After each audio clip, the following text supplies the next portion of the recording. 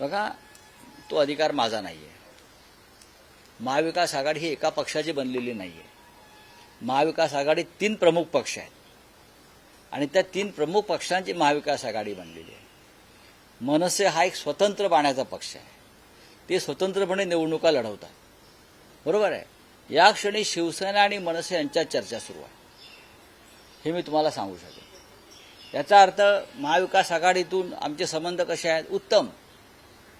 शिवसेनेचे महाविकास आघाडीशी उत्तम संबंध आहेत आणि महाविकास आघाडीच्या नेत्यांशी राज ठाकरे यांचे उत्तम संबंध आहेत. हे महाराष्ट्राचं राजकारण आम्ही या पद्धतीने करतोय. भाजपच्या द्वेषपूर्ण पद्धतीने आम्ही राजकारण कधीच करणार नाही आणि राज ठाकरे करत नाहीत. नाही, पण राज ठाकरे आणि उद्धव ठाकरे एकत्र आल्याने काही फरक पडत नाही असा दावा महायुतीचे नेते करतात. हे काय असतं महायुती? झंझट काय आहे?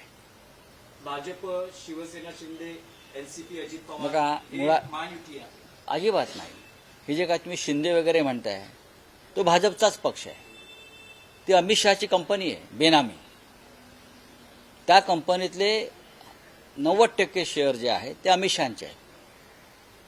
त्याच्यामुळे ती महायुती वगैरे मानत नाही. अजित पवारांचा जो काय पक्ष आहे ती कंपनी आहे, ती सुद्धा अमित शहाचीच आहे आणि मुख्य कंपनी भाजप आहे.